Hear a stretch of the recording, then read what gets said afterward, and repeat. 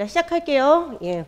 모의고사반 개강했습니다. 예, 했고, 자, 오늘 포함해서 8번 모의고사 치고 이제 시험 치러 가셔야 되는데, 모의고사반 시작할 때마다 드리는 말씀 맨날 똑같은 것 같아요. 오후에 하는 수업도 굉장히 의미가 있지만, 그리고 자료를 같이 보는 것도 굉장히 의미가 있지만은, 문제풀이반에서도 물론 그랬지만, 모의고사반에서는 특히나 시간을 정해놓고 열심히 풀어보는 게 가장 뜻깊은 성과일 거예요. 문제를 정말 열심히 푸세요. 열심히. 또박또박 씹어가지고 잘 푸시고, 기억 안 난다고 아유 이건 안 풀어 이러지 마시고, 기억이 안 나면 뭐 나중에 풀 수는 있는데 끝까지 머릿속에서 뭔가를 출력할 연습을 하셔야 돼요.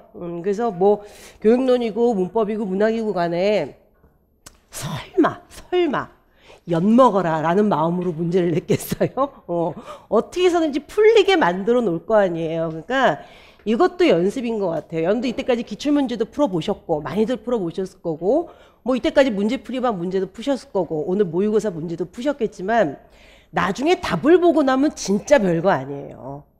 근데 아무래도 이제 전문적으로 진짜 임용시험을 내시는 교수님 내지는 뭐 교수팀에 비해서 우리 연구실에서 나오는 문제가 질적으로 거의 무슨 뭐 고성이 동부하시니 뭐 이렇게는 얘기할 수 없지만 어떻게 해서든 최대한 근접하려고 노력은 한 거잖아요. 근데 뭐 우리 문제 연습한 문제에 답을 펴보니까 아유 뭐 별게 문제가 아니었다 일 수도 있지만, 여러분들 기출문제도 마찬가지예요. 그냥 휙 던져놓고 풀라 그러면 이게 나한테 뭘 어긋나는 거지? 라고 갸우뚱할지라도 나중에 답을 보면 아니 이렇게 뻔한 것을 내가 왜 생각을 못했을까라는 자책 후회 이런 것들이 이때까지 많이 해왔잖아요. 물론 지난 기출문제 여러분들 수백 문제 중에서 진짜 엿드시오라고 그래서 정말 낸 문제도 있을 거예요. 그래서 지금까지도 답을 이걸 써야 될까 저걸 써야 될까 저럴 써도 딜레마예요 이런 것들이 몇 개 있긴 있었잖아요 실제로.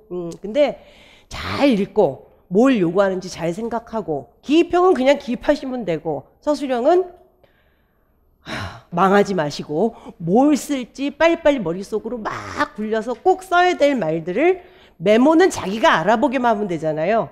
단어라도 써놓고 뭘 먼저 쓰고 뭘 나중에 쓸지 결정을 해서 지금 깔끔하게 그 줄 안에 딱 들어가야 됩니다. 이게 막 급한 마음에 그냥 쓰기 시작하면 이미 칸 다 채웠는데 내가 하고 싶은 말 못하는 경우도 있어요. 그냥 겉돌잖아요. 왜 계속 요약하자면 즉 덧붙이자면 그러면 끝나. 핵심 알갱이를 꼭 쓸 수 있게 연습들을 잘 하셔야 됩니다. 앞으로 연습은 7번 남은 거예요. 자, 여러분들 색인 좀 봅시다. 색인이요. 오늘 문법하고 내일 문학하고.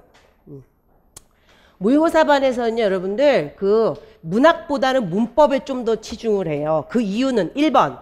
문법은 어쨌든 문학보다 다 맞을 가능성이 훨씬 크니까 좀 시간 배분을 할 때 그 영리하게 하자는 거죠. 문학보다는 문법에. 그 다음 2번.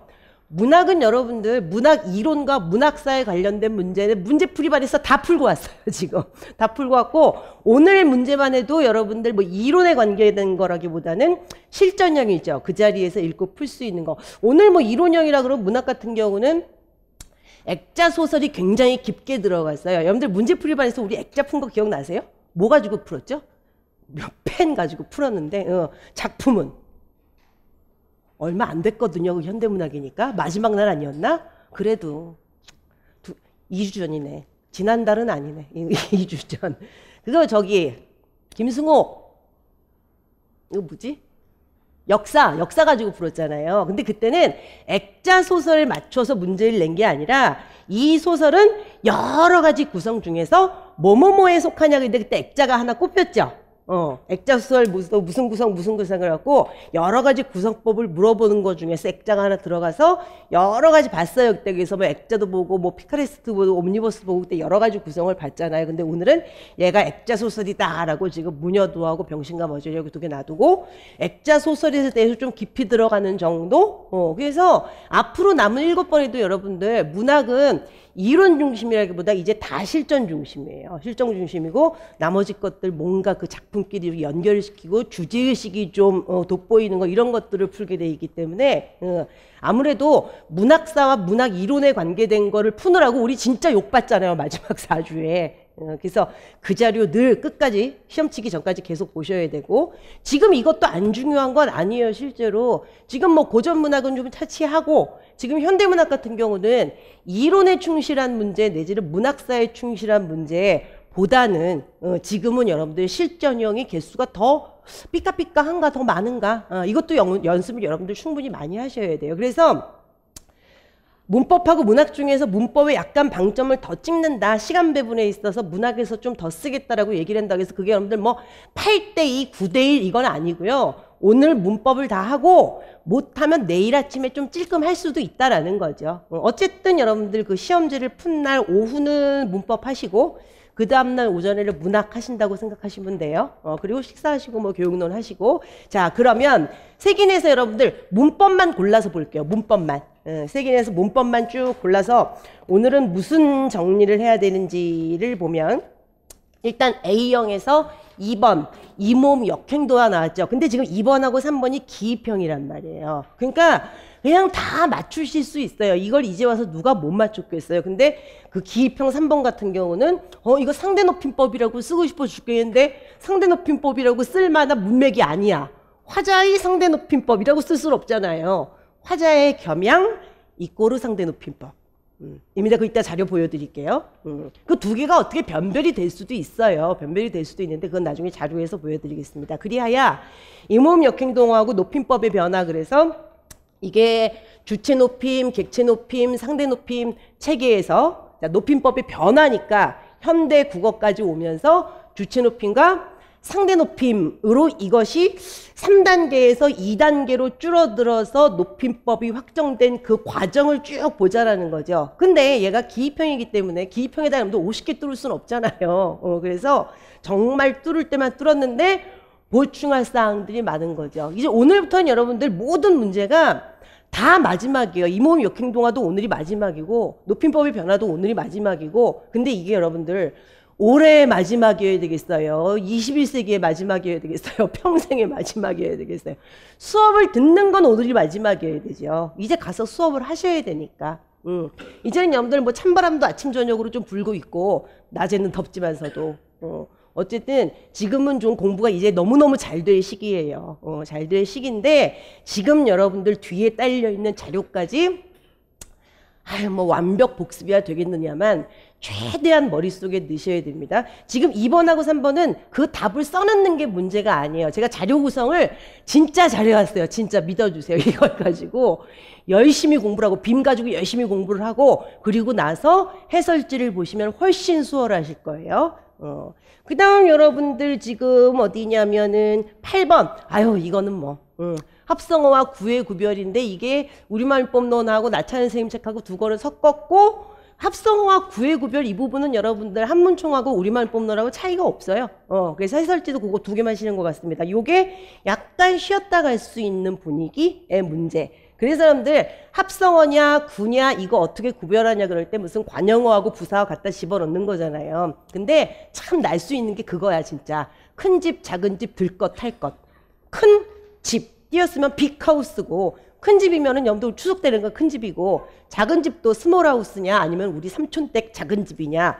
그래서 큰 집 작은 집 탈 것 들 것. 여러분들 탈 것이라는 말이 사전에 등재되어 있는 거 아세요? 탈 것, 들 것. 이거는 여러분들 구도 되고 합성어도 되는 거잖아요. 지금 얘기한 거 4개는. 큰 집, 작은 집, 들 것, 탈 것. 얘네들은 중간에 띄었어도 되고 붙였어도 되고. 근데 띄었을 때 붙였을 때 뜻이 달라진다는 거죠. 그 중에서 오늘 문제가 뭐였지? 탈 것이었나? 들 것이었나? 탈 것이었던 것 같은데. 이게 여러분들 구하고 합성어하고 둘 다 되는 케이스의 낱말이 굉장히 드물어요. 근데 이제 중학교 책에는 그게 맨날 큰 집 작은 집으로 나오겠죠. 그리고 나서 우리는 들 것 탈 것 정도까지 보게 돼 있습니다. 요게 약간 좀 쉬었다 갈 수 있는 문제인데 그렇다 그래서 또 뭐 공부를 안 하는 건 아니고 그 다음에 9번 이거 오늘 다 푸셨는지 모르겠어요. 이게 미리 공부가 된 사람도 이 9번 문제 같은 경우는 딱 풀어봐라 그러면은 계속 말이 꼬이고 이게 되나 안 되나 되나 안 되나 싶거든요. 그래서 이 종결어미로 표현되는 양태 이 문제는 앞으로도 나올 수 있어요. 왜냐하면 종결어미로 표현되는 양태가 여러분들 여러 개잖아요. 그 중에서 오늘은 리을래, 을까 이거 물어본 거고 앞으로도 몇 번 물어볼 수 있고 한두 번 물어볼 수 있고 문제풀이만 해도 이거는 좀 쪼개가지고 지금 다 보고 있습니다. 이 종결어미로 표현되는 양태 이거는 해설지를 찢어가지고 모으면 아마 온덩어리가 다 나올 거예요. 나중에는.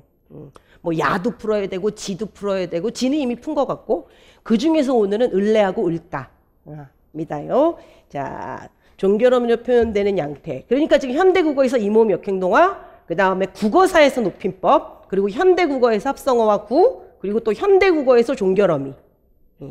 그리고 나서 B형으로 넘어가는 건가요? 오늘 문법이 7개 같던데? 그리고 또 정리해야 될 게 이거 사이소리하고 니은창과야. 이거는 여러분들 우리 문제풀이반에서 시간 엄청 들여가지고 양순희 선생님 책으로 다 구별했거든요. 그러니까 사이소리 첨가하다 그러면 사이시옷을 첨가해서 된 소리가 나던가 아니면은 비음 앞에서 실제 소리는 니은이 덧나지만은 시옷을 첨가한 거. 요거하고 진짜 니은 첨가된 거. 콩엿, 집일 이런 것들을 확실히 구별을 해서 그거는 여러분들 복습이 진짜 잘 돼 있었어야 돼요. 근데 오늘 시험 문제 풀면서 좀 배신감을 느끼시지 않았나 싶은데 문제풀이만 해서 그 문제를 정말 열심히 공부하셨을수록 이 문제에 대해서 배신감이 느껴질 수 있는데 이게 한문총에서의 구별 방법은 또 달라요. 또 다르거든요. 요걸 오늘 마지막으로 정리를 하면서 양순희 선생님 책하고 비교를 하는데 얘도 마지막이에요. 얘도. 오늘이 마지막입니다.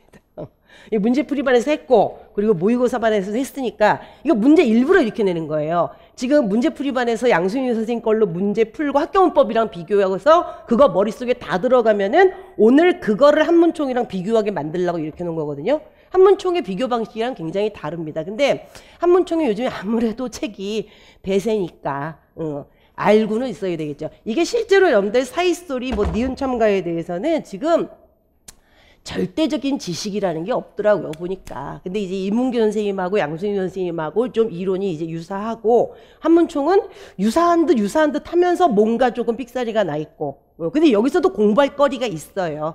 얘도 오늘 마지막으로 정리입니다. 그리고 중세국어의 자음 탈락과 모음 탈락은 여러분들, 자음군 단순화도 있고 거기 뭐 리을 탈락도 있고 기억 약화 문제도 있고 모음 탈락에 지금 3가지 종류에 그랬고 이게 문제가 그 선생님하고 그 아이의 그 학생의 대사는 굉장히 조그만데 그 안에서 건드리는 게 되게 많아요.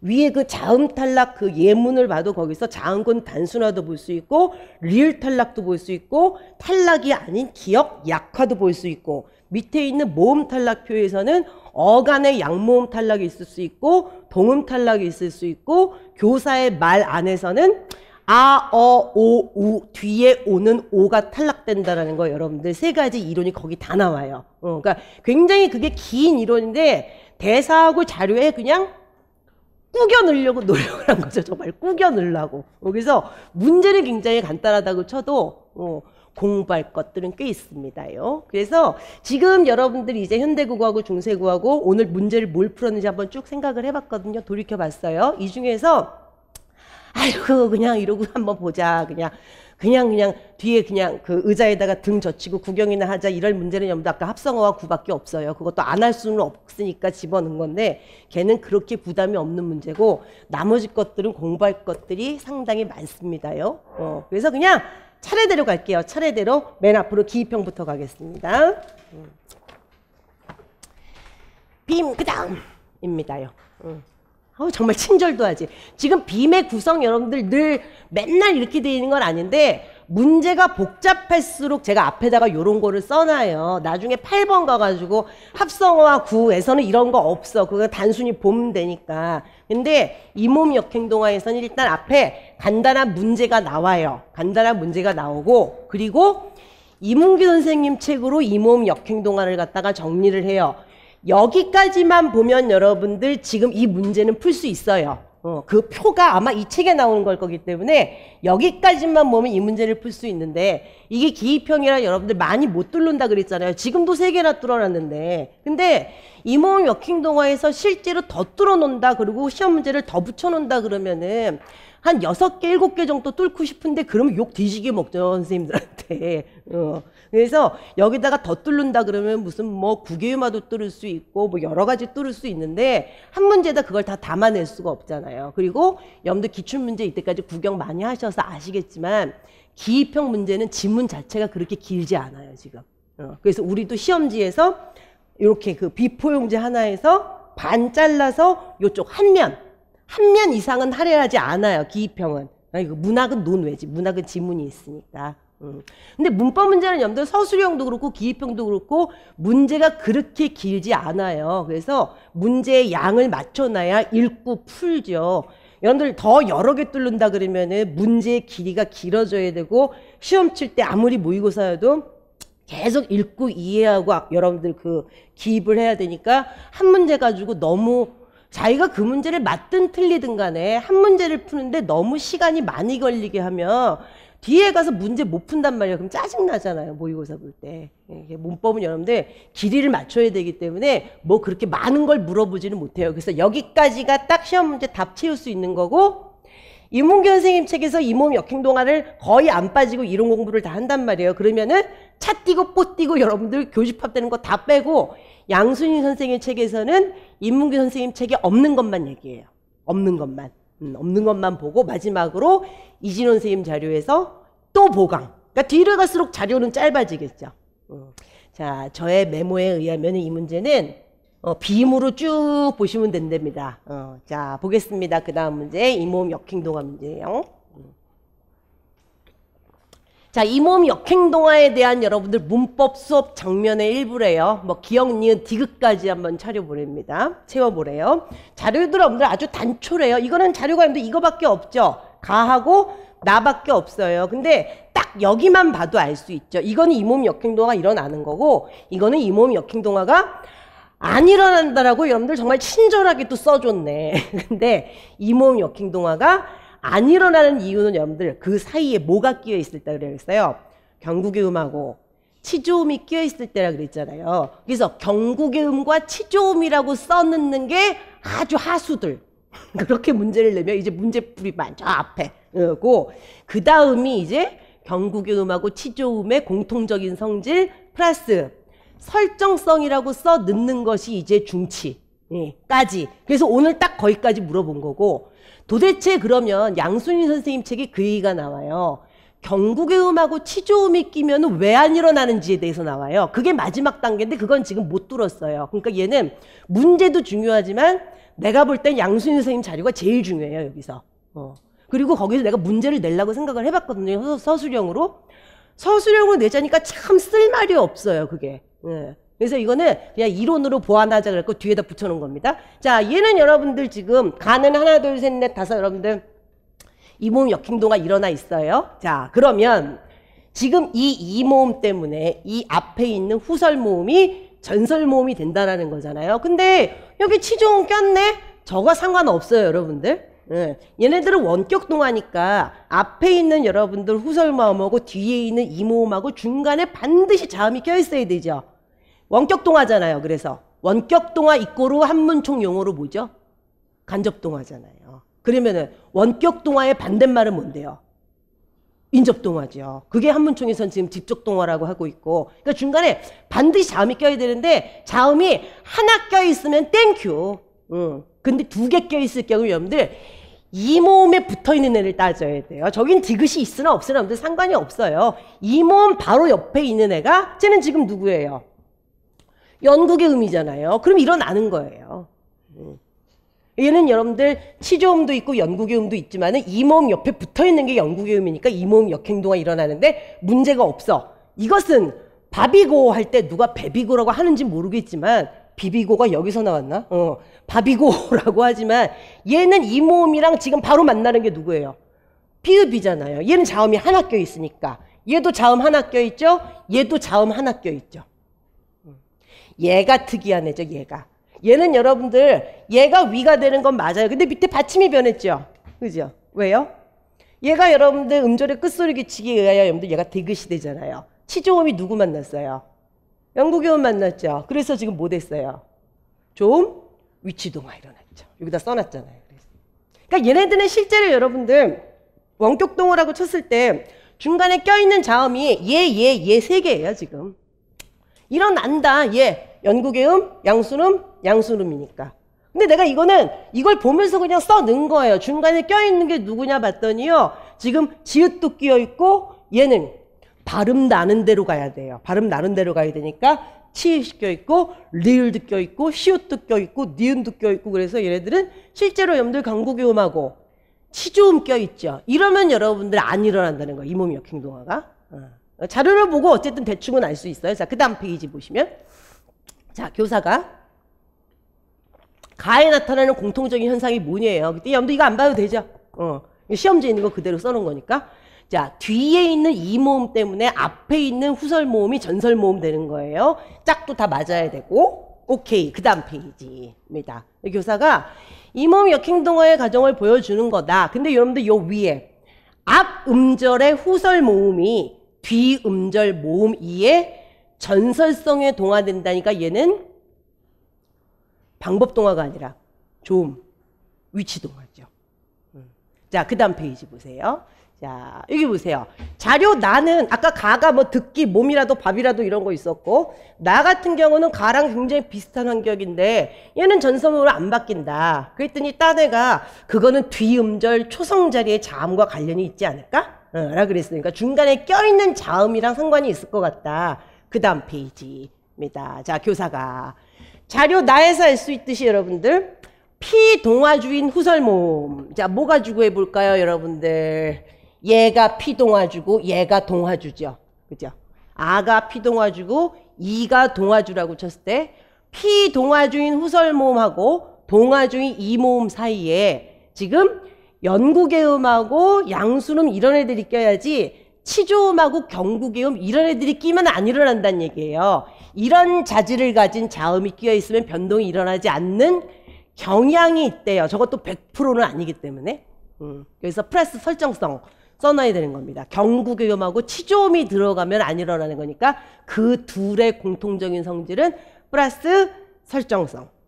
이에요. 설정성이 뭔데요, 여러분들? 옆으로 봤을 때 여기서부터 이렇게 점선으로 있는다고 치면은 발음이 그 위에서 난다라는 거죠. 혀의 최고점이 요 중간을 위에서 요 중간 윗선에서 소리가 난다라는 얘기입니다. 자, 플러스 설정성 자질을 가진 자음이 끼어 있으면은 변동이 안 일어난대요. 그러니까 여러분들 여기가 결론이죠. 따라서 이 이몸 역행동화는 동화주가 2잖아요.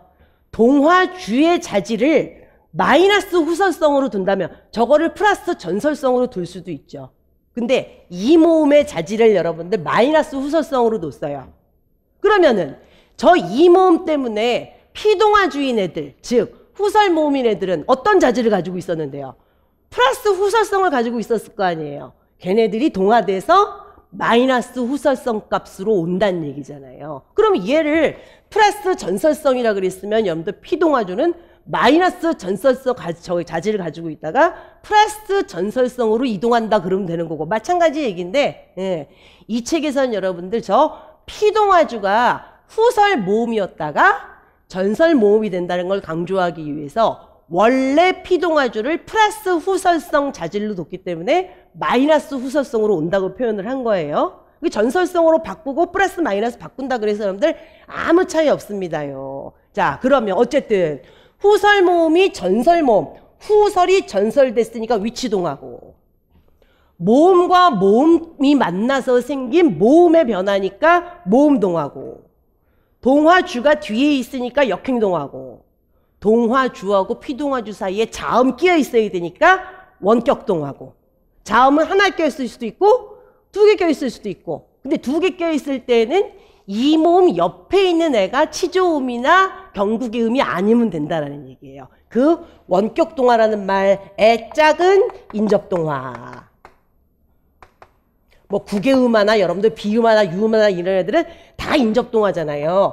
국, 물이 국물 되잖아요. 얘하고 얘 바로 만나가지고 지금 영향을 주고받는 거죠. 그에 비해서 쟤네들은 중간에 뭐가 껴있단 말이에요. 그러니까 원격동화고 그런 점에서 중간에 누가 있는데 한 달이 거쳐가지고 서로 뚫겨 패고 변하고 그러는 거니까 간접동화고 얘 인접동화는 보통 직접동화라고 얘기를 하고 오케이 되셨죠?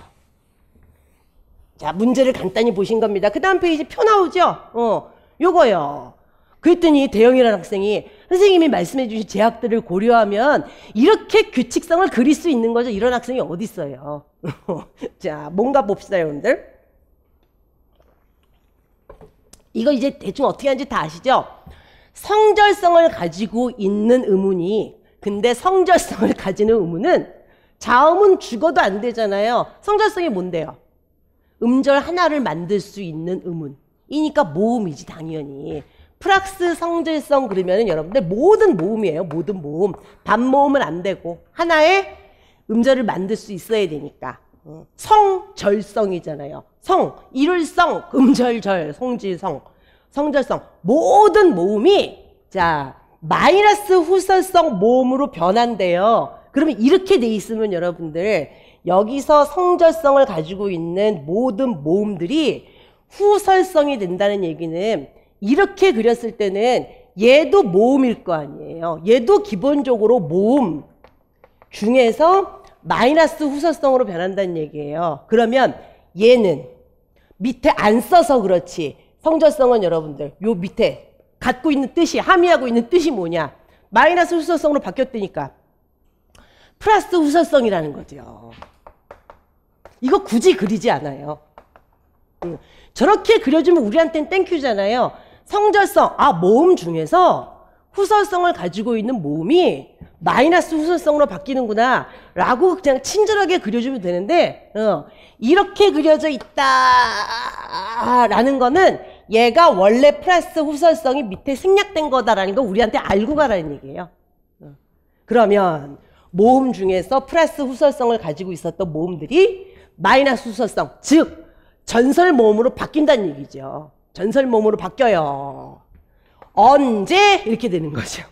자, 누구와 누구가 만났을 때입니까? 그러면은 얘 뒤가 고설성에다가 마이너스 후설이니까 플러스 전설에다가 원순 모음 아니네. 얘 누구예요? 그래서 결국 고모음에다가 전설에다가 원순 모음 아니네면 얘가 이 모음이네요.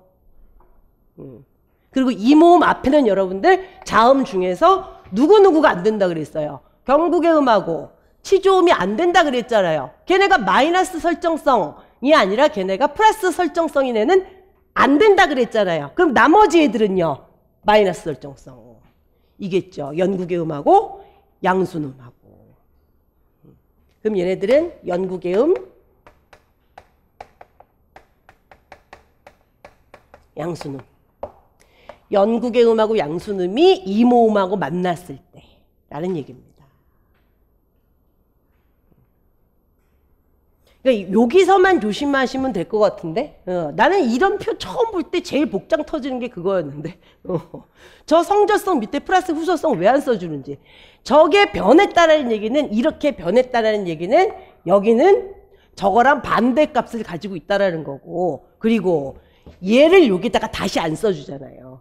그 얘기는 그거는 그대로 유지된다는 얘기고 그 정말 고지고대로 다 써준다 그러면 플러스 성절성에다가 플러스 후설성이라고 써줘야 되는 거고 여기도 플러스 성절성에다가 마이너스 후설성이라고 써주면은 공부하는 우리는 좋지만 그렇게 안 그려요 저 표를. 최대한 표를 그린다는 건 여러분들 굉장히 간략화시켜서 정리를 하는 거잖아요. 그러니까 차 띄고 포 띄고 여러분들 중복되는 거 빼고 진짜로 최고로 간략하게 꼭 들어가야 될 만한 성질만 한 번씩 들어가기 때문에 생략과 비약과 암시 이런 게 굉장히 많죠. 이게 여러분들 시험 문제였습니다요. 시험 문제 풀면은 여러분들 여기까지 푼 걸로 이문규 선생님 이론은 지금 다 먹고 들어온 거예요. 그 다음 페이지 보시죠. 자, 요게 여러분들 이문규 선생님 책에서 나온 겁니다. 그 다음 페이지 보세요. 이게 기역, 니은, 디귿 뒤에 아마 리을, 미음 정도까지 있을 거예요. 이 박스가. 그 이문규 선생님 책은 예시가 굉장히 다양해요. 이거를 다 분류를 해가지고 이모음 역행동화가 일어날 수 있는 경우의 수를 지금 최대한 자세히 가르쳐주는 겁니다. 자, 언제냐. 체언과 조사가 만났을 때 그리고 용언의 어간과 명사형 전성어미가 만났을 때 그 다음에 사피동사 이 들어갔을 때 이럴 때도 다 일어난다는 얘기예요. 근데 제가 여기다 물음표 해놨죠. 이 물음표 해놓은 이유는 용언, 어간의 명사형 전성음이 들어갔을 때 뭐 아무거나 한번 해볼까요? 나 이거 누가 이렇게 얘기하는지 모르겠어. 보물찾기 누가 보물찾기라 그래요? 도둑잡기도 도둑잡기라고 누가 그래. 그래서 듣기평가는 여러분들 장난치느라고 듣기평가라고 하는 사람들이 좀 있다. 그래서 듣기평가. 용언 어간의 명사형 전성어미가 왔을 때 이 몸 역행동화 일어난다는 거, 뭐 그렇게 크게 불만 없어요. 그리고, 이거는 진짜 잘 일어나요. 오늘 길이 굉장히 맥히다. 너는 그러고도 입에 밥이 맥히냐? 뭐 이런 거 하잖아요. 그래서 사동사, 피동사에 여러분들 이 들어갔을 때는 이거는 굉장히 자연스럽게 일어나요. 실제로. 이거는 여러분들 지금 막히다 그래갖고 여러분들 중간에 기억하고 이해하고 만났다고 쳐야 되겠죠? 자, 그 다음 페이지 먼저 볼게요. 자, 단어 내부에서도 그렇고 파생명사에도 그렇고 고기가 괴기 되는 거. 그 다음에 여러분들 파생명사 여기 뭐 있나? 멋쟁이가 멋쟁이 되는 거. 여기까지. 이거는 지금 안 일어나는 예잖아요. 안 일어나는 예. 자, 그러면 여러분들 단어 내부에서나 파생명사에서나 이 몸 역행동화 잘 일어나. 그 앞 페이지. 사피동사. 이게 제일 자연스러운 것 같아. 내가 볼 때는. 그 다음에 어간의 명사형 전성어미 들어갈 때도 이 몸 역행동화 무지하게 잘 일어나요. 체언과 조사에서는 현대국어에서는 진짜 안 일어난다는 얘기예요. 이게 용례는 써 있고 옛날 그 근대소설, 현대소설, 20, 30년대 소설, 자연주의, 사실주의 소설 이런 걸 보면은 체언과 조사가 만났을 때 이 몸 역행동화가 일어나는 단어가 따옴표 안에 들어가죠. 지방방언 막 나와서 대화할 때. 근데 현대국어에서 여러분들 누가 바람이 분다 그래요? 법이고 뭐고 필요 없어라 그랬지. 배비고 뭐고 필요 없어. 이상하잖아요. 근데 이건 좀 쓰는 것 같다. 사람이 좀 그러면 안 된다. 어색해요 얘가. 그래서 여러분들 인문교사 책에는 이건 없어요. 더 있는 것 같다. 인문교사 선생님 책에서는 체언하고 조사에서도 일어난다 그랬어요. 일어난다 그러는데 자, 그래서 저 뒤에다가 보충자료 붙여놓는 거예요. 제가 마지막 보충자료 이진원 선생님 책에는 이것도 된다고 써있는데 현대국어에서는 얘가 좀 찾아볼 용례는 아니다. 좀 약하다라 그래서 저는 여기다 이렇게 표시만 해놨습니다.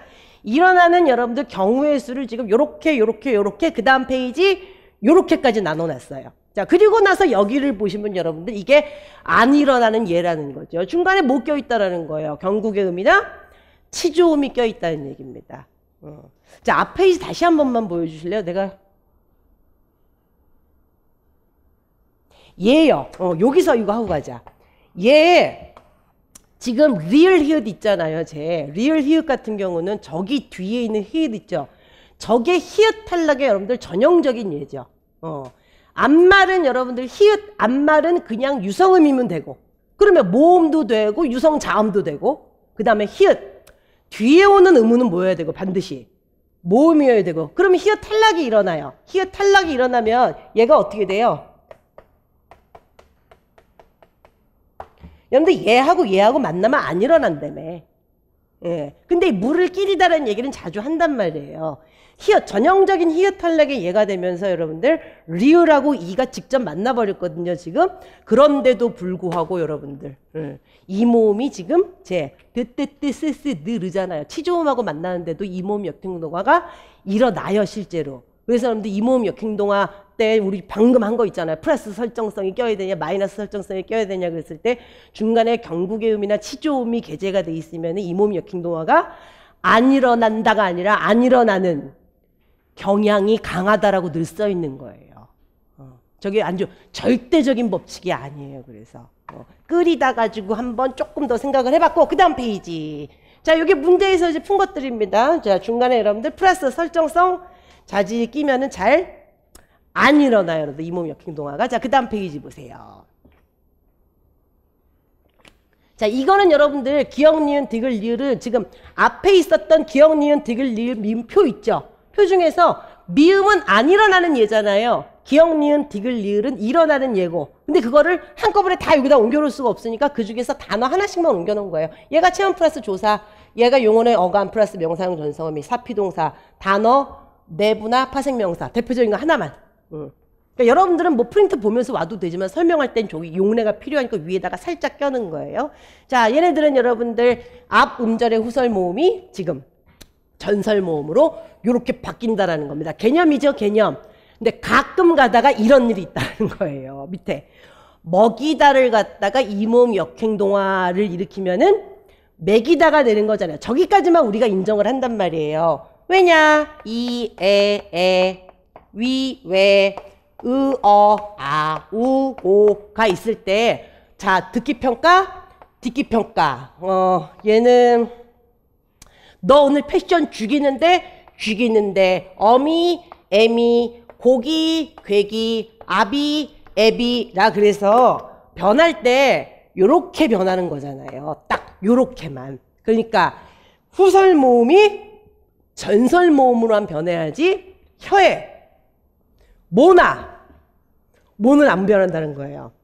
혀에 높이나 모양은 안 변한다는 거죠. 평수는 평순으로 가야 되고 원수는 원순으로 가야 되고 고모음은 고모음으로 가야 되고 저모음은 저모음으로 가야 되잖아요. 그러니까 이 모음 역행동화라는 게 혀의 앞뒤 위치만 바뀌는 거지 혀의 높이 안 변하고 입술의 모양 안 변하는 거잖아요. 그게 기본이잖아요. 근데 가끔 가다가 이런 일이 있을 수 있다. 먹이다가 먹이다가 되고 제 밥 좀 먹이라 할 때 먹이다까지 왔죠. 이런 경우는 먹이다에서 어디까지 간 거예요?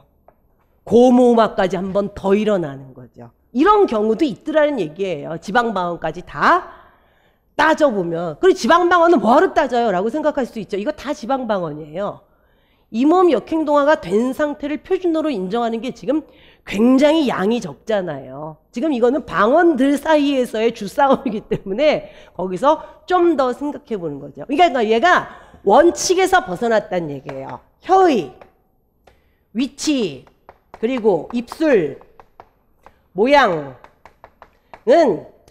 안 변하는 것이 원칙인데 지금 뭐가 변한 거예요? 혀의 위치가 변한 용례. 예외적인 거죠, 이거는. 원칙입니다요. 자, 그 다음 페이지 보여주세요. 자, 여기 드디어 나왔네. 미음. 중간에 여러분들 플러스 설정성 자음 낀 애들이죠. 자, 얘네들은 비슷한 환경인데 뒤에 이 모음 있고 앞에 후설 모음 있는데 얘네들이 전설 모음으로 안 바뀌어. 걔네들이 요런 애들입니다. 아예 이 책을 리을을 뺐어. 근데 리을이 끼면 대부분 안 일어나요. 안 일어나는데 일어나는 용례가 또 가끔 있다는 거죠. 자, 그 다음 페이지 보겠습니다. 이게 아까 여러분들 우리 문제로 풀 때 서술 그 부분이에요. 이제 읽으면서 여러분들 걸리는 부분만 없으면 돼요. 이게 방금 여러분들 제가 좀 전에 여기다 쓴 거죠. 이 과정에서 뭔 과정? 이 모음 역행동화 과정에서 변동을 입는 거는 앞에 있던 후설성 자질이 전설성 자질로 바뀌는 거 빼고는 나머지 자질은 일반적으로 유지된대잖아요. 저기서 나머지 자질이 뭐예요? 혀의 위치와 입술 모양은 유지가 돼요. 안 될 때도 가끔 있고 먹이다, 먹이다, 미기다. 그래서 이 변동은 후설성 자질에 대해서 원래 플러스 값을 가진 모음들이잖아요. 먹이다의 얘네들은 플러스 후설성이었는데 걔네들이 혀의 높이, 고전화, 입술 모양, 원순성 이거는 안 건드리고 이거는 변하지 않은 채 마이너스 후설성으로 바뀌어요. 마이너스 후설성이 곧 뭔데요? 플러스 전설성이죠. 다만 이런 경우는 이 원칙에서 예외가 되는 거다라고 지금 예외사항을 얘기하고 있습니다. 오케이? 되셨죠? 자, 얘 여러분들 이렇게 바꿔도 되죠. 이 변동은 전설 모음화라고도 하고 이 모음 역행동화라고도 하고 umlaut라고 하는 애들은 이 변동은 자 전설성 자질에 있어서 마이너스 값을 가지는 모음들이 고전화 원순성에 대한 자질값은 그대로 준 채 플러스 전설성의 값을 가지는 쪽으로 라고 해도 지금 아무 상관없어요. 자, 됐습니다. 그 다음 페이지. 얘에 대해 설명을 다시 하네요. 뭘 됐어. 이것만 보면 되지. 플러스 설정성 자질을 가지고 있으면 잘 안 일어난다. 그 다음 페이지. 자, 두 개 딱 찍어가지고 얘기하죠. 자, 이런 애들 껴있잖아요. 가치 같은 경우는 여러분들 치조음 껴있다 그러시면 안 돼요. 제 경국음 껴있다 그래야 돼요. 뭐라고 발음 나니까 치로 발음 나니까. 자, 아울러 후설 모음과 이 모음이 직접 만날 때도 이 변동이 일어나지 않는다. 왜요? 이 모음 역행동화는 무슨 동화니까. 내가 써놨지. 이 모음 역행동화는 무슨 동화니까. 원격 동화요. 중간에 자음이 하나가 꼭 있어야 돼요. 어떤 자음이요? 양수음이나 연구개음 같은 자음이 꼭 있어야지 일어나지 이 모음하고 여러분들 앞에 있던 지금 후설 모음이 직접 만나면 안 일어나요. 걔가 얘잖아요. 그래서 차이다. 그러면은 얘는 차, 카요, 카, 트럭. 얘가 이 모음이고 얘가 후설 모음이죠. 안 일어나잖아요. 중간에 껴있는 자음이 없으니까. 얘네들은 원래가 원격동하게 되니까 후설 모음하고 이 모음이 직접 만날 때에도 얘는 안 일어납니다. 그러니까 결국은 이 모음 앞에 누가 있어야 된다는 얘기냐. 양순음이나 연구개음이 껴 있어야 된다는 얘기예요. 얘네들은 자음 중에서 경구개음이나 치조음과 반대되는 반대로 표시할 수 있는 자질은 뭐냐? 얘네들은 마이너스 설정성 자질을 가지고 있는 자음이 개재가 돼 있어야만 이 모음 역행동화가 일어난다는 얘기고 그러다 보니까 그 다음 페이지에서 아까 시험지에서 본 표가 그대로 나오는 거죠. 아까 요게를 뚫어놨었죠. 됐습니다. 이게 임문규 선생님 책이에요. 임문규 선생님 책에 있는 거를 지금 거의 100%를 다 보셨습니다요. 자, 그러면 이제 뭘 보충하느냐. 양순희 선생님 책입니다. 그러니까 지금 여러분들 양순희 선생님 책에서는 임문규 선생님 이론을 기준으로 추가 내용만 빔으로 만들었다고 돼 있고 해설지는 여러분들 이 모음 역행동화 양순희 선생님 책에 있는 거 그대로 다 실려 있죠. 그러니까 여러분들 임문규 선생님 자료 보고 양순희 선생님 자료 볼 때는 여기 있는 것만 봐도 되잖아요. 나머지는 어차피 겹치는 거지만. 근데 빔은 그렇게 만들었지만 제가 해설지를 야박하게 그렇게 만들지는 않죠. 종이가 더 들어가더라도 어차피 양순희 선생님 자료도 다 실어놓죠. 자, 뭘 추가하는지 한번 보겠습니다. 그 다음 페이지 얘 좀 보세요. 자, 양순희 선생님 책에서는 여러분들 포인트로 잡고 있는 게 뭐냐면 얘예요. 이 모음 역행동화가 일어나지 않는 경우 이때까지 했잖아. 중간에 무슨 자음이 게재돼 있을 경우 플러스 설정성 자음이 게재돼 있을 경우 즉 그것이 경구개음과 치조음이었잖아요. 그거 알아. 근데 뭘 자꾸 얘기해. 도대체 왜예요. 도대체 왜. 예. 결론은 뭐냐면은요. 이게 이 모음 역행동화하고 구개음하는 배타적으로 일어나고 상보적으로 일어납니다. 둘 중에 하나만 일어나야 된다는 얘기예요. 그러니까 결과적으로는. 왜요 여러분들? 그냥 상식적으로 생각을 해볼까요? 이 모음 역행동화나 구개음하나 하하하 둘 다 동화주가 누구예요?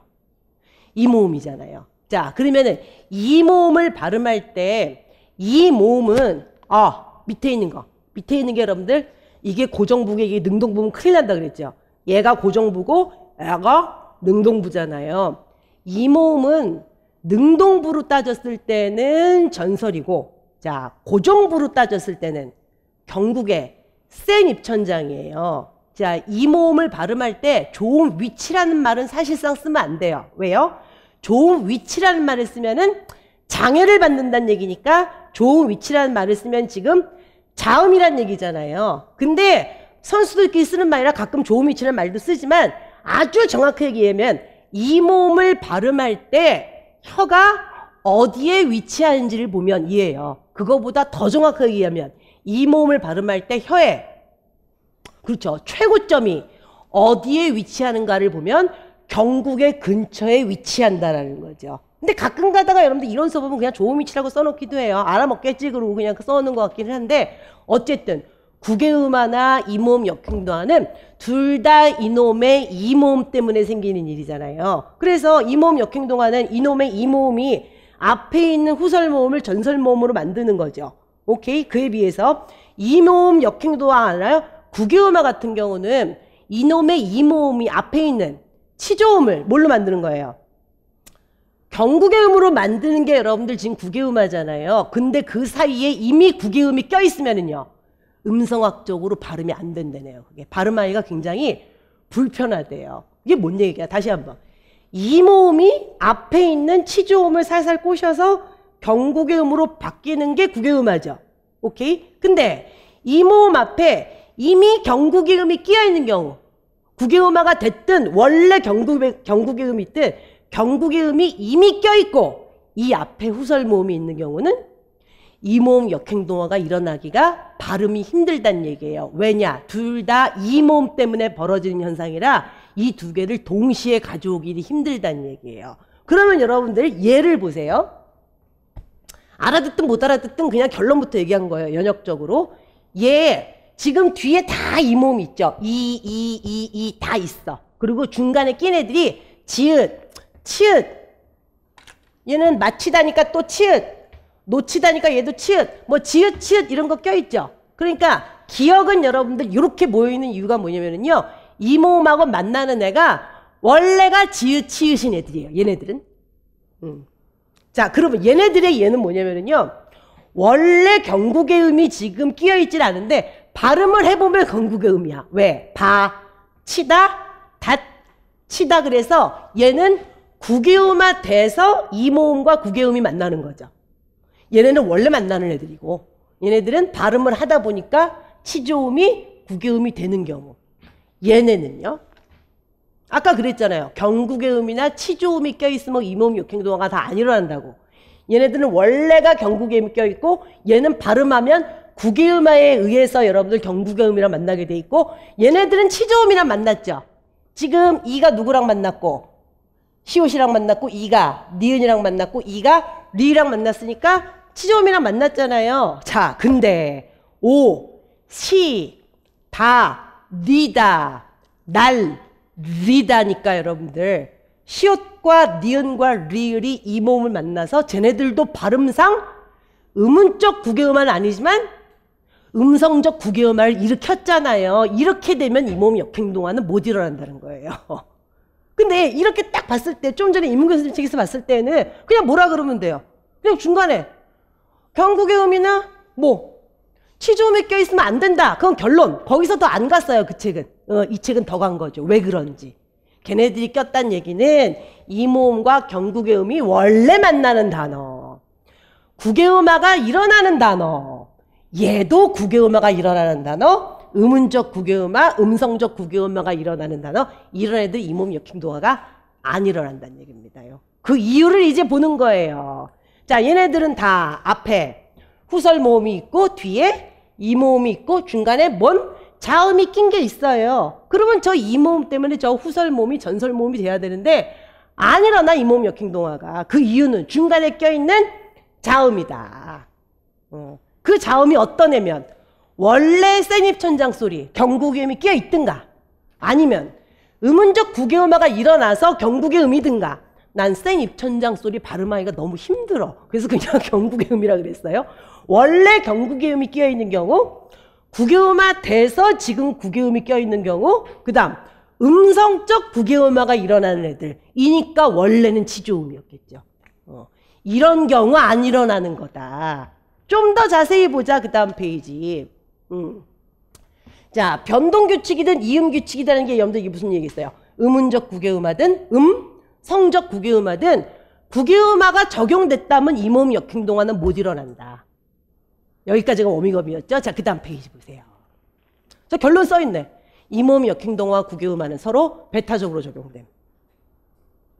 그래서 여러분들 이 모음 역행동화 가지고 우리가 문제를 하나 더 만들었다거나 몇 개 더 뚫었다 그러면 여러분들 이거를 뚫었겠죠.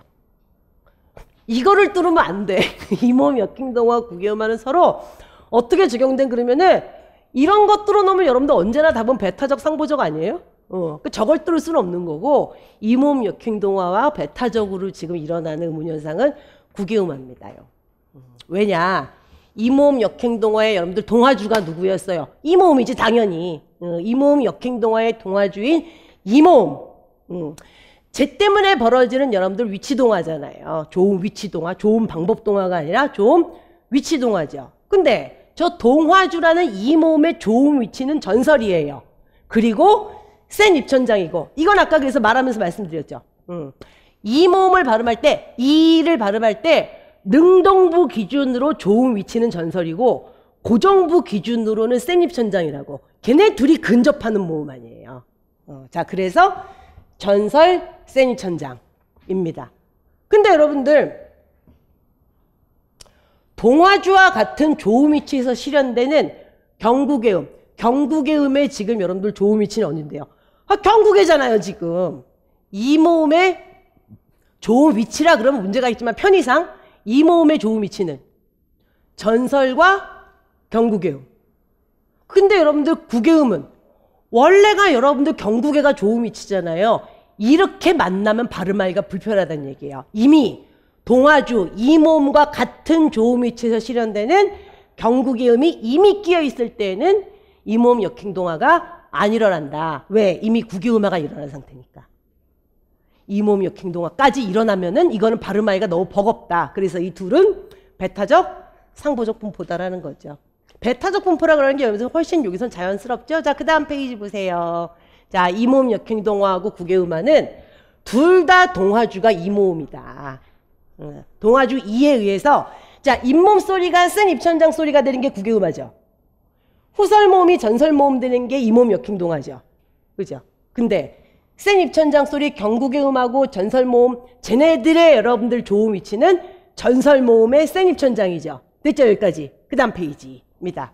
자, 그래서 이 모음 역행동화가 일어날 수 있는 환경이어도 뒤에 이 모음 있고 앞에 후설 모음 있어도 중간에 센 입천장 소리 경국의 음이 끼어 있으면 얘네들은 일어나기가 불편하다라는 거예요. 이게 여러분들 똑같은 현상은 아닌데 그냥 비유를 하자면은 돈을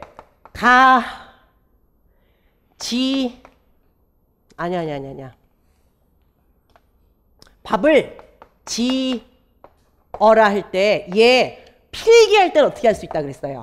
밥을 저라라고 여러분들 라이팅 필기는 할 수 있지만 얘 발음은 어떻게 해야 돼요? 필기는 이렇게 하지만 발음은 저라라고 할 수밖에 없죠. 왜요? 얘가 이미 경국의 음인데 뒤에 지금 뭐가 와요? 저렇게 되면은 반모음이 오죠. 반모음도 발음할 때 그 혀가 위치하는 데가 어디기 때문에 경국이기 때문에 연속 2번 따블이 되면은 발음하기가 상당히 힘들어지니까 발음을 못하지는 않아요. 발음하기가 힘들어지니까 반모음이 그냥 탈락해서 절하가 된다는 거잖아요. 조음 위치가 2번 겹치기 때문에 쟤도 그 원리라는 거예요. 이 모음 역행동화가 일어나려 그러면은 이 모음에 의한 여러분들 조음 위치 동화를 일으키는 건데 그때 경국의 음이 이미 껴있으면은 발음하기가 상당히 불편하기 때문에 안 일어난다. 라는 거. 발음을 억지로 하려면 할 수 있지 여러분들. 밥을 지어라 할 수 있잖아요. 불편한 거죠. 이 모음 역행동화 여러분들 아까 안 일어나는 뭐 얘가 뭐였지? 가지철이다 가지찜을 해먹다 할 때 얘 개지 돼요. 근데 발음이 불편하다라는 거죠. 난리다 낼리다 발음해 불편하다는 거지. 자, 원리가 써 있습니다. 원리가 양순희 선생님 책에서는 여러분들 자, 이 모음과 후설 모음 사이에 경국의 음이 이미 껴있거나 음운적 국유음화가 일어나거나 아니면은 음성적 국유음화가 일어나게 된 상황에서는 이 모음 역행동화가 안 일어난다라는 얘기입니다. 그래서 결과적으로는 여러분들 시간 없으면 결론만 기억하면 되죠. 이 모음 역행동화 국유음화는 어떻게 일어난다고요? 배타적으로 일어난다는 얘기예요. 오케이, 됐습니다. 책을 2권쯤 봤으면 여러분들 3번째 책에서는 뭐 사실 볼 게 없어야 돼요. 없어요, 사실. 자, 그 다음 페이지입니다. 오케이, 여기까지 됐죠. 여기 이 얘기 나와죠. 예외적으로 경국의 음이나 치조음이 껴있으면 이 모음 역행동화는 안 일어나는데 얘는 좀 일어난다. 리을 껴있으면. 근데 참 웃겨 이 책, 이진원 선생님 책. 리을이 껴있으면은 리을은 플러스 설정석 값을 가지지만 이 모음 역행동화가 일어나기도 한다라고 돼 있잖아. 그러면 얘를 써줘야 될 거 아니야. 이 책에 얘가 없어요. 그래서 아까 끓이다 가지고 이미 하고 온 거예요 거기서. 그 다음 페이지 보충 이거요. 아까 내가 듣기평가는 듣기평가라고 하는데 나머지는 누가 이렇게 얘기해요 뭐 이런 얘기하고 계속 아까 뭐 했잖아요. 잡히다 뭐 제피다 뭐 이런 것들 했었죠. 이 모음 역행동화도 어쨌든 언어의 변화를 일으키면서 잘 일어날 때가 있고 안 일어날 때가 있대요. 제일 활발하게 일어날 때가 이거랍니다.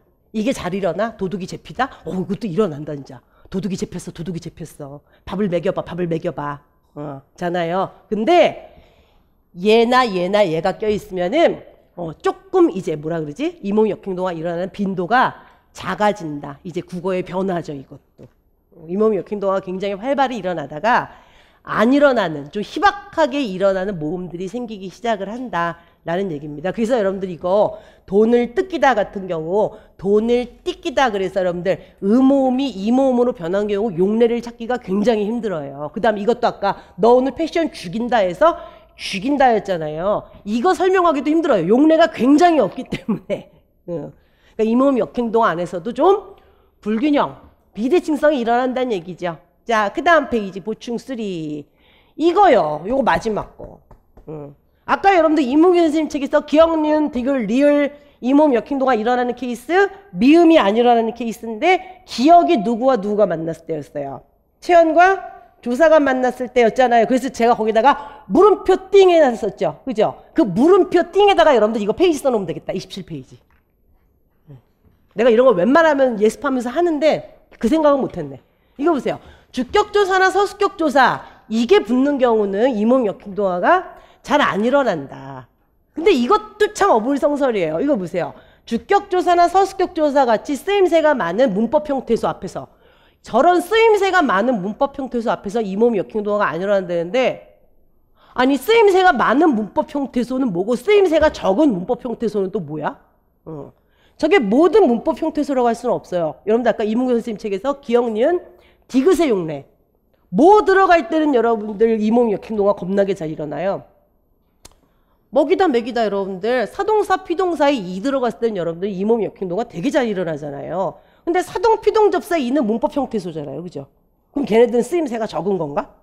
그러니까 그렇게 머릿속에 넣지 마시고 주격조사나 서술격조사가 붙는 경우 현대국어에서는 웬만하면 안 일어난다는 거예요. 여러분들 밥이 정말 맛있다 할 때 아유 오늘 밥이 맛있네 못 알아들어요.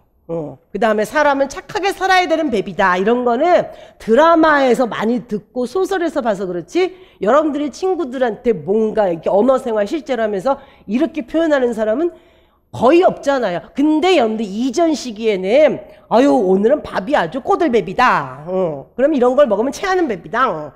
라고 굉장히 발음을 많이 했다라는 거죠. 옛날에. 현대국어로 오면서 그 용례가 줄어들고 있다라는 겁니다. 이모음 역행동화 진짜 끝. 평생 끝. 평생 끝이어야 되는데 그죠? 아니 앉아서 듣는 거. 가르치긴 앞으로 계속 가르쳐야 되고. 이모음 역행동화에서 여러분들 이제 진짜 더 이상 할 거 없어요. 이모음 역행동화의 여러분들 최고 정점은 이모음 역행동화와 국외음화의 관계예요. 걔네들이 배타적으로 이런다는 것까지 알면은 여러분들 학습 끝입니다. 정말 끝이에요. 그래서 여러분들 옛날에 기본이론반에서 여기까지 한다 그러면 여러분들 여러 명 보따리 싸줘. 나 이거 못하겠다. 내 길이 아니다. 근데 이제 기본이론반에서 이모음 역행동화를 어느 정도까지 하고 문제풀이반에서 또 어느 정도까지 하고 마지막 모의고사반에서 또 요만큼 하고 그러면은 뒤에 살이 요만큼씩 붙는 거는 별게 아니에요. 근데 초반에 이렇게 막 다 완벽하게 하면은 정 떨어지죠. 정 떨어져. 자 이렇게 해서 여러분들 이모음 역행동화 정리하면서 문제 풀었습니다. 그 다음 거 보시죠. 또 기입형. 이제는 여러분들 시험이 임박했으니까 현대문법이고 중세문법이고 그냥 막 섞어서 가도 되죠. 강약 남극 북극. 자 얘는 지금 뭐냐면은요. 높임법의 변화예요. 근데 제가 메모를 연락에 해온 결과를 보면은 얘도 비임으로 문제를 보면서 핵심 파악을 좀 하고 그리고 나서 이론 정리를 좀 하랍니다. 근데 얘도 문제에서 뭐 별걸 물어볼 수는 없었어요. 근데 이제 뭘 묻는지 핵심만 파악을 하고 자료를 2개를 볼 거예요. 자료를 여기서 보고 여기서 보고. 지금 우리 문제는 여기서 만든 게 아주 충실해요. 충실한데 예문을 좀 새로운 걸 구하려고 우리 연구원이 안 시킨 짓을 해가지고 논문을 뒤져가지고 지금 뭐 어느 왕이 자기 아줌마한테 쓴 편지를 찾아내고 이게 시험지에 지금 들어가 있잖아요. 그리고 또 뭐 무슨 대장이 누구한테 쓴 글을 찾아내가지고 그러니까 이건 여러분들 높임법의 변화에 대해서 논문을 쓴 사람들을 찾는 거예요. 그러면 거기에 우리가 보통 이제 이론서에서 보지 못한 얘들이 많이 나와 있잖아요. 되게 많아요. 되게 많은데 그걸 함부로 쓸 수는 없어요. 왜냐? 내가 해석을 못하겠어. 수업 시간에 그게 해석이 돼야 되잖아요. 형태수 분석이 가능해야 되고 외계 언어요? 외계 언어. 그래서 좀 알아보기 쉬운 걸로. 자, 문제 포인트는 여러분들 여기에 다 있는데 지금 높임법의 변화는 이상하게 이 책이 제일 좋아요. 학교문법과 문법교육은 여러분들 뭐 우리말 문법론이나 한문총에 비해서는 굉장히 간단한 책이거든요. 근데 저 책이 국어사는 짱이에요, 진짜. 그 중에서도 높임법의 변화는 다른 책에서 언급을 안 하는 것까지 다 언급을 해요. 그러면 다른 책에서 언급을 안 하는 것까지 다 언급을 하면 쓸모없는 거라는 거 아닌가? 그게 아니에요. 이해를 돕기 위해서 뭔가 많이 얘기를 해줘요. 높임법은 얘가 짱입니다. 그래서 우리 연구원이 이거 초안 잡고 해설지 이것만 달아놨길래 내가 일부러 이거 집어넣었어요. 근데 해설지는 아마 얘가 뒤에 가서 붙어 있을 거예요. 근데 제가 수업을 뭐부터 하는 게 좋을까 막 작전을 짜다 봤더니 저게 난 것 같아서. 그래서 문제 살짝 구경하고 자료 쫙 보겠습니다요. 자, 높임법의 변화입니다. 자, 뭘 물어보는 거냐면은 문제 앞대가리 잘랐어요. 어쩌고 저쩌고 앞말 생략. 그래서 사회자가 중세국어하고 현대국어 사이에는 연관성이 당연히 있겠지. 사회자가 그걸 질문이라고 해요, 지금. 연관성이 있다는데 어떤 점에서 있어요. 지박사가 중세국어와 현대국어의 연관성을 알아보기 위해서는 일단 높임법을 살펴보는 게 어때? 라고 얘기를 했어요. 자, 그 다음 페이지에서 그때 사회자가 높임법? 왜 그래야 돼? 라고 물어본 거죠. 시험지에 있는 대사를 다 넣을 필요는 없잖아요. 그랬더니 지박사가 그럼 아래 자료를 봐. 라 그랬어요. 그래서 요런 걸 줬습니다. 그래서 높임법이 여러분들 여기에 세 개가 겹친다라는 거죠. 이런 문장이 여러분들 흔치는 않잖아요.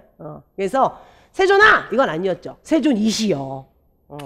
마야 부인께서 어떤 공덕을 닦으시며 어떤 인여로 열애를 낫, 삽, 아시, 니꼬 이렇게 되는 거죠.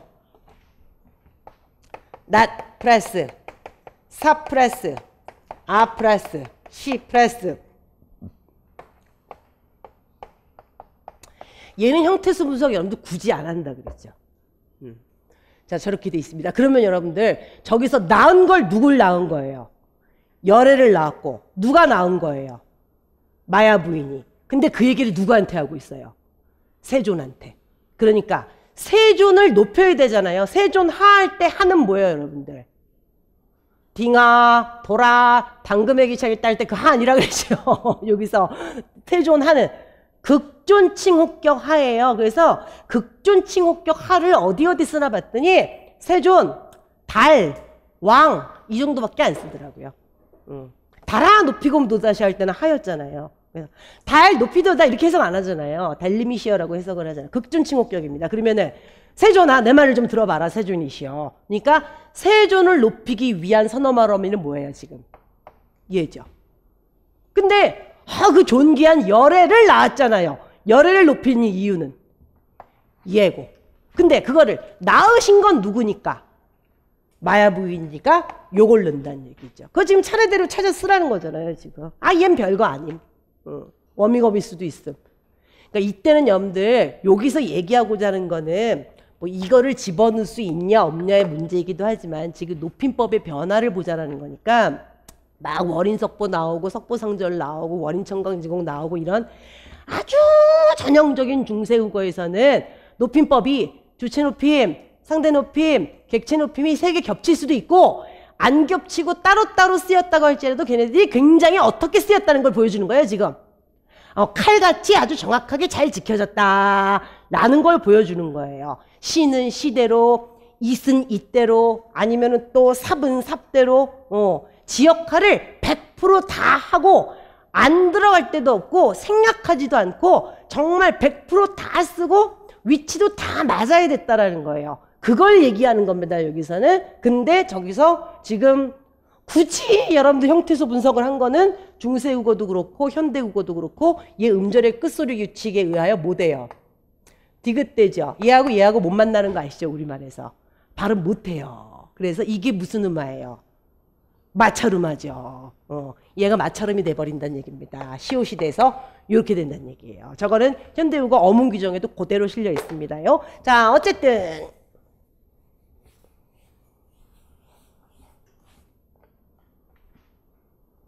괜히 지웠어.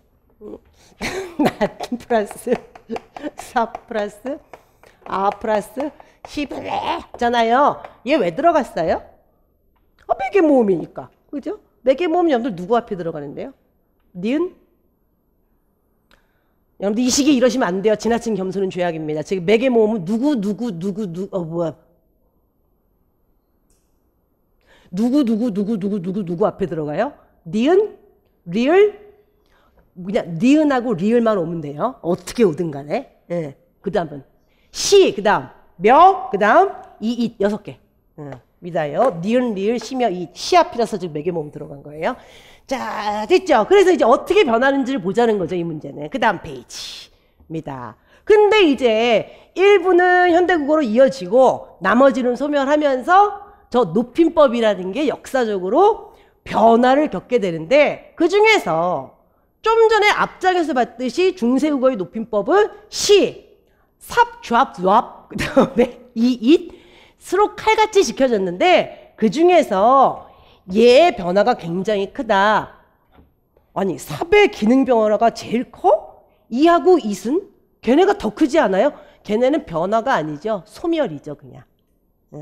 삽, 객체은칭 선어머러미의 기능 변화가 굉장히 크다. 증거를 보여주마. 그러고 보여주는 거예요. 우리는 지금 이것만 보고 있지만 시험지 대사를 보면 그런 거 나오죠. 얘는 16세기 문헌이고 얘는 17세기 문헌이라는 얘기가 나오잖아요. 그걸 안 가르쳐주면 안 되지. 안 가르쳐줘도 될 수는 있어요. 왜요? 중세국어에서 이미 무너졌거든. 아자마님 겨우셔 있죠. 저 높임의 주격조사 겨우셔가 나오잖아요. 저거 좀 짧게 발음하면 지금의 깨서 나오잖아요. 그러니까 얘도 이미 전형적인 중세국어는 아니야. 얘는 딱 봐도 아니네 지금. 이런 어미가 어딨어 지금 중세국어에. 굉장히 많이 깨진 상태예요. 여기서는 해석만.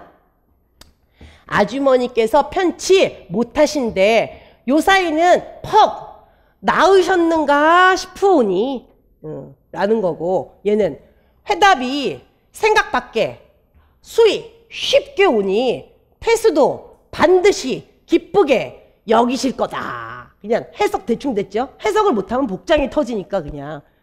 근데 못해도 여러분들 문제 푸는데 지장이 없어요. 자, 그 다음 페이지 보시죠. 자, 삽. 이 원래 객체은칭 선어머러미로서 중세국어에서 맹활약을 했는데 저 삽 내지는 잡 내지는 잡 이런 애들이 딴짓을 하기 시작한 게 16세기 후반 자료부터다. 그래서 얘 같은 경우는 숙종이 숙희 공주한테 보냈다 그러면 무슨 딸한테 보낸 것 같죠? 옛날에는 할머니들도 공주다 이러고 앉아있잖아요. 그래서 숙종의 아주머님, 숙모 되시는 분이 숙희 공주예요. 그러니까 이거는 숙종이 어르신한테 쓴 거죠. 아주머니께서 옛날에 불편하셨는데 요즘에 쾌차하셨어 뭐 이런 거예요. 자, 됐습니다. 그러면 여러분들 이거 보세요. 퍽, 낫, 얘가 원래는 뭐였겠어요? 점을 안 찍었어요. 얘가 여러분들 원래는 얘였을 거 아니에요. 얘가 형태변을 가지고 와서 얘가 되죠. 얘가 형태변을 더 가지고 오면 어떻게 되게요? 그냥 오가 돼요.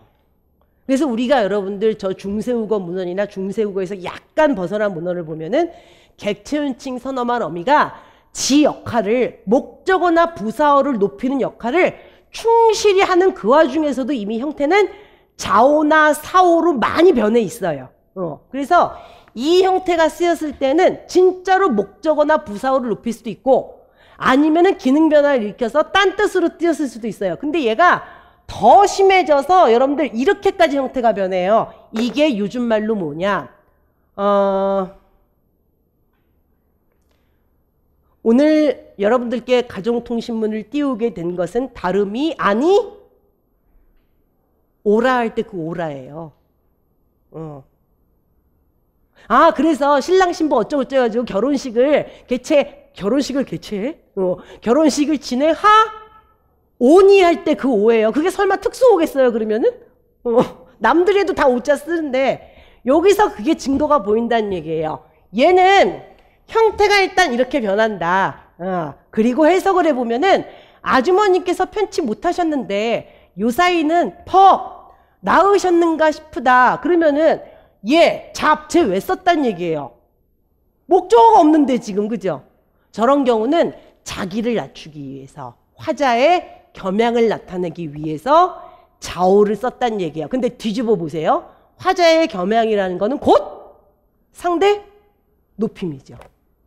시험지에 어떻게 뚫려 있는가를 보자는 거였어요. 근데 일부러 여기다 이렇게 뚫었어요. 그래서 어디 저기 상대 높임 뚫어도 되는데 일부러 딱 이렇게 표현되어 있는 거. 좌우는 원래 모습은 자비였겠지만 여기서는 좌우로 쓰인 애는 아주머님, 수키공주에 대한 상대 높임을 나타냅니다 라고 하면은 상대 높임을 뚫어놓으면 되는데 여기서는 화자의 뭐를 나타냅니다 그랬으니까 상대 높임 이꼬로 화자의 겸양입니다. 쓰시면 되는 거예요. 자, 그 다음 페이지 보세요. 얘는 17세기 자료래. 100년 더 뛰었어. 자, 손님인 도주사자가 주인인 훈도별차한테 하는 말이래요. 자, 그러면은 여기서 시는 태수를 높이기 위한 거고 오는 청자에 대한 화자의 겸양을 표현하기 위한 거래요. 자, 내용 이거 다시 한번 보세요. 자, 회답이 생각 밖에 쉽게 오니, 그러니까 어디에 기별을 했는데 회답이 생각 밖에 쉽게 오니까 태수도 아마 반드시, 이게 요즘 말로 하면은 일정 정도 이렇게 되겠지만 어쨌든 여기서는 반드시 기쁘게 여기 시 오 플러스 리을세예요. 시도 있고 오도 있다는 얘기거든요. 자, 여기서 기쁘게 여기 시 는 건 누군데요? 태수. 근데 내가 여기다가 오를 집어넣은 이유는 화자의 겸양, 누굴 높임? 상대방을 높임. 오가? 여기서 오가 왜? 저 특수오야? 아니라니까요. 얘는 형태 변화가 이렇게 되고 세월이 더 지나면 이렇게 돼서 현대국에는 얘밖에 안 남았다니까요, 지금. 근데 지금도 그렇잖아요. 뭐 학교 축제를 개최하오니 그랬을 때 오라는 게 자기 겸양일 수도 있고 또 뭐일 수도 있고 상대를 그만큼 높이는 거일 수도 있고. 삽의 기능 변화라는 건 여러분들 굉장히 눈여겨볼 만하다는 겁니다. 이거 두 개를 여러분들 논문 뒤져가지고 찾아낸 거예요. 우리 연구원이 안 시킨 짓을 하루 종일. 그냥 있는 예문 쓰지. 그동안에 딴 거 하지. 좀 이렇게 연구원 친구들이랑 같이 일을 하다 보면은 아주 일하는 스타일이 달라요. 정말 미련 곰탱이처럼 앉아가지고 자료 뒤져가지고 이런 거 찾아내서 기쁨의 희열을 느끼는 사람. 안 시켰는데 저걸 하루 종일 찾는 거예요. 그거는 희열이 아니라 무슨 혼자서 법열을 느끼는 것 같아. 근데 이제 문제가 좀 좋아지기는 하죠. 그리고 또 어떤 친구는 있는 자료 가지고 그거 약간 이렇게 바꾸고 저렇게 바꾸고 그렇게 바꿔갖고 새롭게 보이는 아주 그 영리한 사람. 그래서 이런 저런 사람들이 다 모여 있어야지 여러분들 일은 잘 되더라고요. 여기 보니까. 그러니까 이거는 예문 찾아내는데 굉장히 고생했어요, 우리 연구원이. 자, 문제의 포인트는 여러분들 그거였어요. 앞에 여러분들 뭐 서너 말음이 3개 세트로 찾는 거. 그거는 그거 찾는 것도 실전용으로 중요하지만은 중세국어에서는 주체 높임 시, 객체 높임 삽, 그 다음에 상대 높임 이것이 정말로 칼같이 잘 쓰였다. 근데 그 중에서 이잇은 소멸이고 삽은 기능의 변화가 굉장히 지금 탁월하다. 그래서 16세기 문헌 하나 보고 17세기 문헌 하나 보면서 어떻게 변하는지 봤더니 삽은 이런 애들은 사오, 좌오로 형태가 변하고 걔네가 형태가 더 변하면 뭘로 변한다고요? 오로 변하게 돼 있고 그러면은 그 와중에 걔네들은 의미도 바뀐다. 기능이 바뀌는 거죠. 부사어나 목적을 높이는 게 아니라 화자, 자기의 겸양을 나타내는 거고 자기의 겸양을 나타낸다는 것은 결과적으로 뒤집어서 얘기하면 뭐라고요? 상대 높임이라는 겁니다. 자, 이게 한문총이 아마 거의 그대로 나오나 그럴 거예요. 자, 이론을 좀 보시죠. 그 다음 페이지 얘입니다.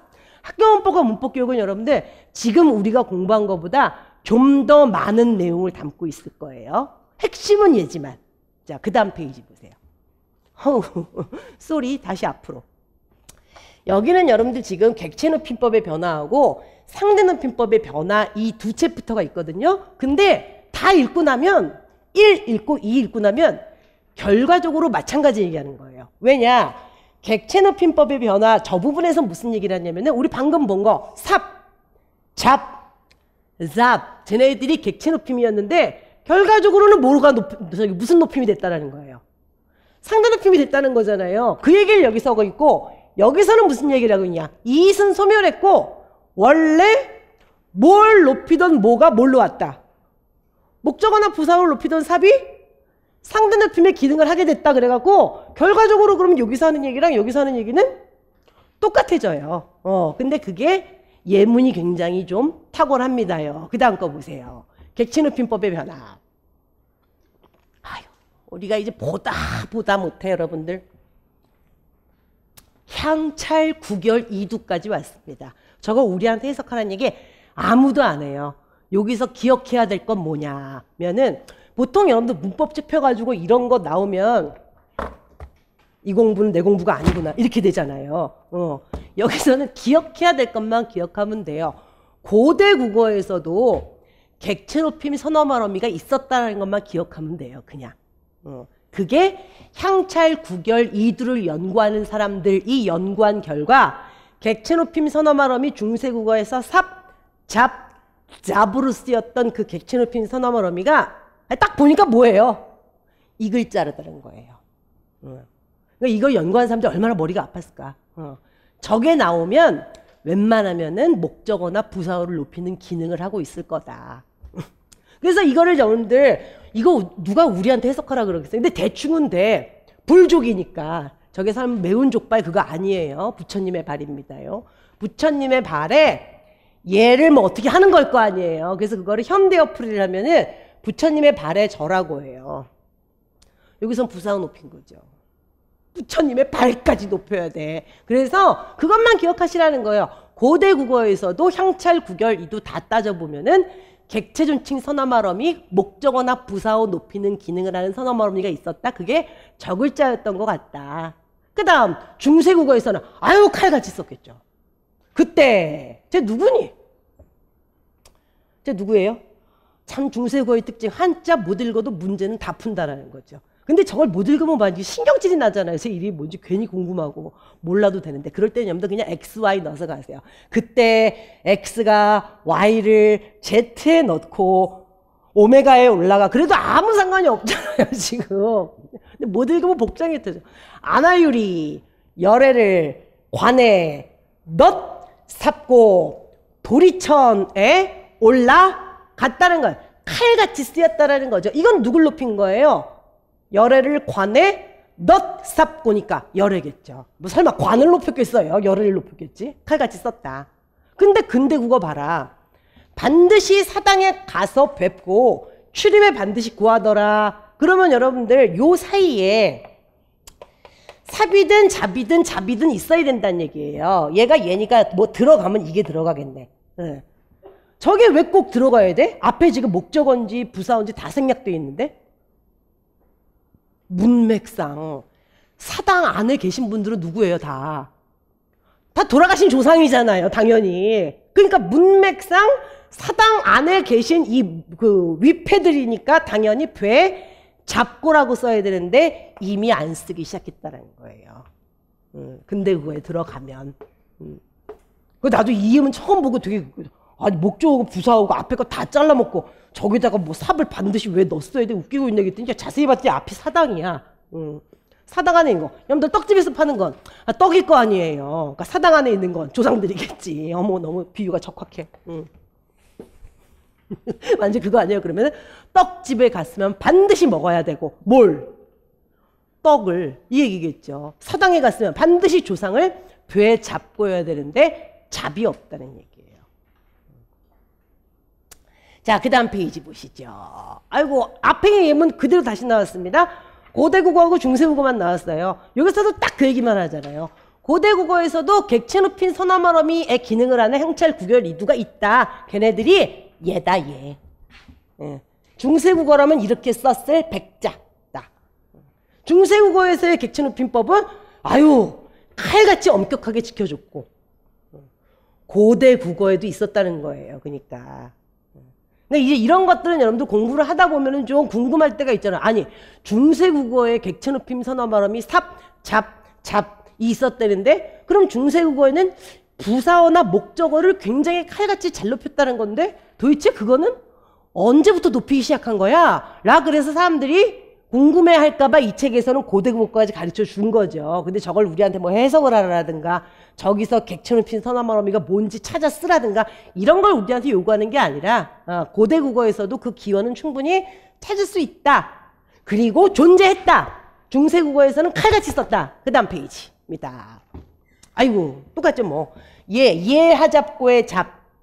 이게 이제 중세 국어로 고친다 그러면 이렇게 되는 거고 이 잡이 고대 국어에서는 이 글자였다라는 거고 부처님이니까 높인 거고 됐죠? 자, 그 다음 페이지입니다요.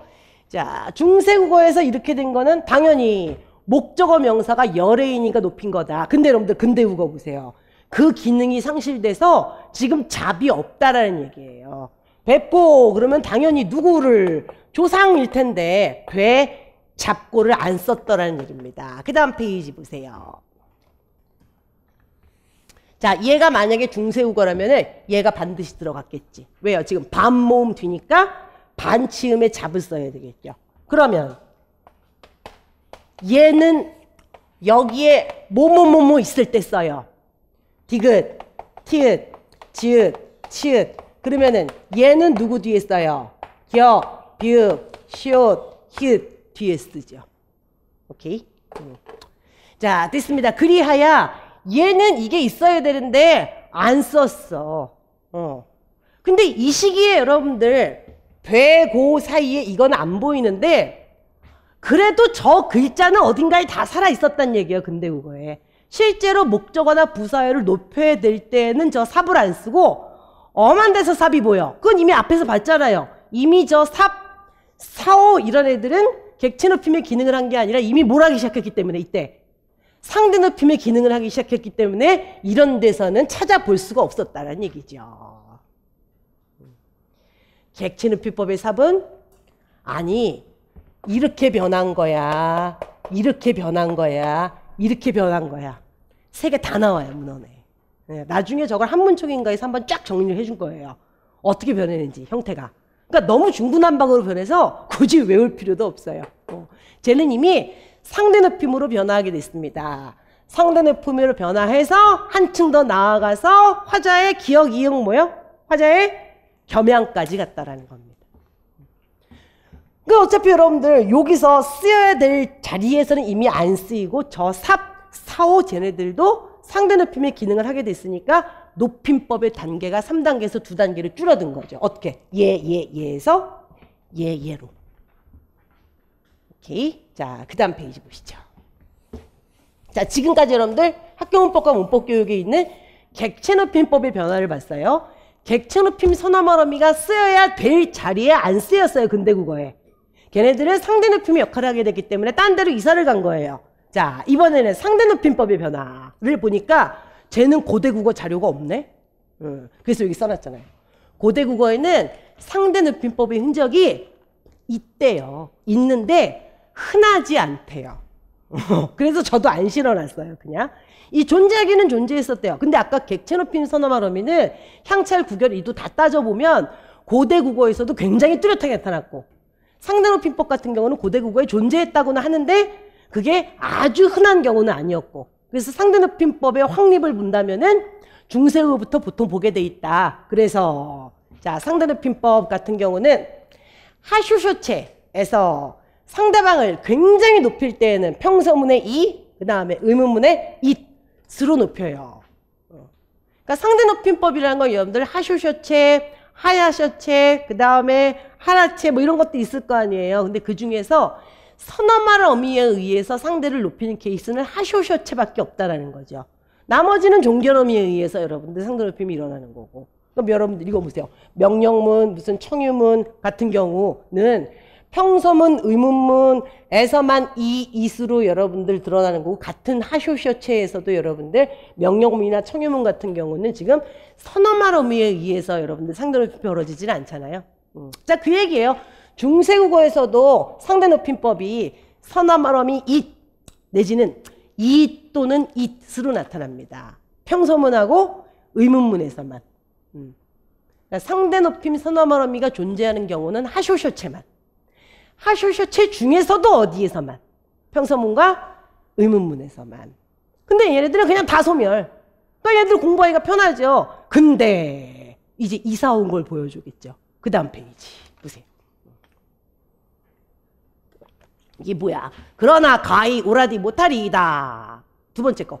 본디 먹지 못하옵건만은 이제는 다 먹삼나이다. 내가 원래는 이거를 못 먹었었는데 지금은 잘 먹습니다. 그러면 나는 이 문장을 볼 때마다 이게 첫 패시난가 그렇거든요. 나는 이 문장을 볼 때마다 언제나 목적어로 여러분들 뭐가 딱 떠올라요? 아니 나는 원문 몰라요. 앞뒤에 무슨 얘기가 있는지. 근데 원래는 못 먹었는데요. 지금은 다 먹습니다. 그럼 난 언제나 순대인가? 이런 생각이 들어요. 개인의 배경 지식이 중요하잖아요. 말씀드렸죠. 나 대학 들어가서 순대 처음 먹어봤다고. 이렇게 얘기하면 사람들이 굉장히 재수없다고 생각하죠. 왜? 그러면 클 때 엄마가 돼지고기 한 번도 안 줬어. 그러면 재수없어. 다 이러거든요. 그 유래도 말씀드렸죠. 전쟁 때 상한 돼지고기 먹고 엄마가 죽다 살아났다고. 정말로 죽다가 살아났대요. 저승사자도 봤대요. 할머니가 민간요법으로 딸을 살려낸 이유. 돼지고기가 먹히겠어요, 진짜? 그래서 아직까지 안 드세요. 아직까지 안 드시는데 나이가 드시니까 너무 웃겨요. 나이가 드시니까 우리 엄마는 좀 김장한다고 배추 사다 놓으면 아픈 사람이에요. 일할 게 쌓여있으면 아파요, 일단. 일단 아프고 나서 기력을 차려서 일을 하는데 어느 날 갑자기 한 60년 동안 안 드신 음식인데 돼지고기라는 거는 뭐 10살 때 먹고 우리 엄마가 40년생이니까 10살 때겠네. 그죠? 10살, 11살 때 돼지고기 잘못 먹고 죽 다 깨나고 그다음부터 쭉 안 드시다가 60살이 넘은 어느 날 김장을 하려고 배추를 잔뜩 사다 놓고 그거를 지켜보면서 저걸 언제 다 하나 그러고 좀 시름시름 아프다가 벌떡 일어나시더니 순댓국을 먹으면 김장을 할 수 있을 것 같더래요. 60년 만에. 그리고 딸들한테 다 무전을 쳐서 나랑 순댓국을 먹으러 갈 사람 빨리 오너라. 근데 가장 근거리에 있던 작은 언니가 검색을 해서 서울에서 순댓국을 가장 잘하는 곳을 따져봤더니 엄마와 언니가 있는 그 공간에서 근거리를 따져봤더니 고대 앞에 안암동에 있는 고대 앞에 무슨 순댓국집이 검색이 돼서 지난 무슨 35년 역사인가? 그래갖고 엄마를 데리고 갔대요. 근데 진짜 여러분들 그런 데 있죠. 빨리 먹고 나와야 되겠다고 생각하는지 무너질 것 같아서. 그리고 빨리 먹고 나가야 되는 게 혹시 발밑으로 쥐가 지나가지 않을까. 너무 더럽고 왜 할머니 막 욕하고 할머니 안 씻고 있고 머리 풀어헤치고 있고 왜 그런 집인데 언니는 원래 순댓국을 먹는 사람이거든요. 근데 진짜 탁월하게 맛있더래요. 지로는 그거야. 더러운 집일수록 맛있다. 근데 우리 어머니는 60년 만에 처음 먹는 음식인데 무슨 임산부처럼 마지막 국물까지 다 먹더래요. 그 순댓국 처음 먹는 사람은 그거 못 먹거든요. 처음 먹는 사람은. 그러고 가서 집에 가서 김장을 하룻밤에 다 했대요. 혼자서. 나이가 드시니까 옛날에 트라우마를 약간 이겨내시는 것 같긴 한데 그래도 무슨 돼지 불고기를 막 지글지글 구워서 먹는다든가 뭐 돼지 갈비를 먹는다든가 이런 거는 못 하세요. 못 하는데 그 뭐 햄, 소세지 이런 거 뭐 소세지를 먹을 리는 없지만 여러분들 이렇게 피자 같은 거 시키면 위에 무슨 페퍼로니 무슨 이렇게 그 소세지 있잖아요. 햄. 그건 돼지고기라고 인식을 못하고 드세요. 그냥 뭐엔 동글동글한 게 있네 뭐 그러고 그냥 당근을 썰어놨나 그러고 그러니까 그걸 먹는다고 해서 몸에 탈이 나는 건 아닌데 먹고 죽을 뻔했으니까 우리 클 때 엄마가 순댓국 한 번도 안 해줬고 안 사줬고 순대도 한 번도 안 사줬거든요. 내가 대학 들어가서 순대를 먹는 순간 신세계가 열리면서 여러분들 그 영화 보셨어요? 라따뚜이? 입안에서 막 터지는 거 있죠. 세상에 이렇게 맛있는 음식이 있다니. 그래갖고 그때부터 순대를 되게 자주 먹었는데 그때 또 배신감. 그거는 돼지 창자가 아니라는 것에 대해서 또 한 번 배신감. 식용비닐이라는 것에 대해서. 그냥 길가에서 파는 싸구려 순대 이거 있잖아요. 그래갖고 진짜 원조 순대를 한번 먹으러 갔거든요. 돼지 그 창자 안에 똥 낀 상태에서 집어넣은 거. 그건 못 먹겠더라고요. 그건 아직도 못 먹어요. 그래서 그거는. 뭔가 그게 좀 고급스러운 맛이 나긴 하는데 내 취향이 아니야. 난 입맛이 정말 저렴하여 나는 그냥 식용비닐에 넣은 거. 그냥 1인분에 2,000원짜리 이 정도. 그거는 나도 20년 동안 안 먹어본 음식이니까 순대를 처음 먹을 때 되게 그 용기가 필요했는데 그 다음부터는 잘 먹었죠. 그다음 이 문장을 보면 언제나 순대 생각이 나요. 나의 개인의 독특한 취향. 자, 그러니까 보세요, 여러분들. 본디 먹지 못하는 것이지만 순대를 이제는 제가 참 잘 먹습니다. 그랬을 때 삽이 순대를 높이겠어요? 아니죠. 상대방을 높이는 거죠. 저게 중세국어에서는 목적어나 부사를 높였겠지만 이미 상대 높임 이꼬로 화자 노래지는 자기의 기억 이응 겸양 이제 안 잊어먹겠죠. 상대 높임 이꼬로 뭐? 이거 나는 화자 겸양이란 말이 입에 잘 안 붙어. 자기 겸양. 근데 자기 겸양이나 화자 겸양이랑 아무튼 마찬가지니까.